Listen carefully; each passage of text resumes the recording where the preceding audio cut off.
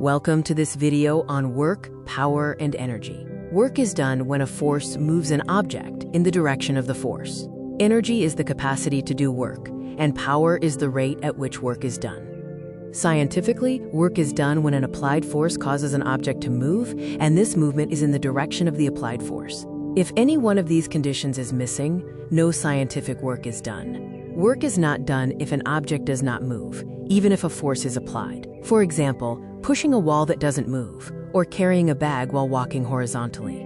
Movement in the direction of the force is essential. The formula for work is force multiplied by distance. Work depends on the applied force and the distance the object moves. The unit of work is the joule, abbreviated as J. For instance, a 5 Newton force over 4 meters equals 20 joules of work.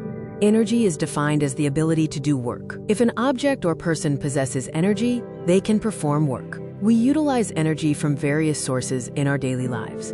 Energy is the capacity to perform any work. Feeling tired after activity is due to the loss of energy in our bodies. Energy is a physical property that adheres to the law of conservation. The two main types of energy are kinetic energy and potential energy. Kinetic energy is the energy of motion, such as a running boy. Potential energy is the stored energy due to an object's position, like a book on a table.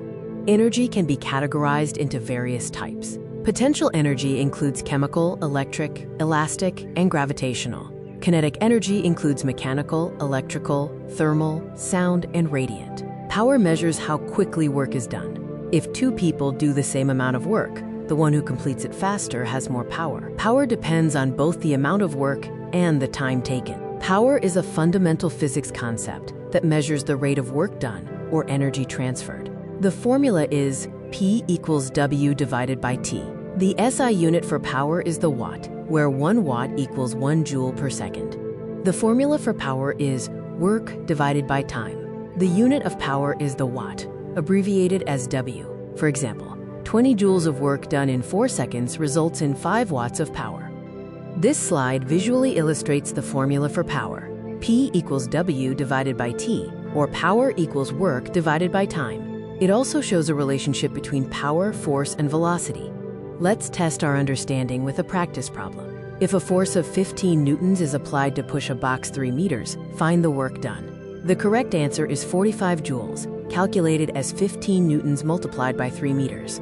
Here are some numerical problems on work. Calculate the work done when a 20 Newton force moves a box 5 meters. Also, calculate the work done when a boy lifts a 30 Newton bag to a height of 4 meters. These examples focus on power and kinetic energy. Calculate the power of a motor that does 300 joules of work in 15 seconds. Then, find the power developed by a man doing 240 joules of work in 20 seconds.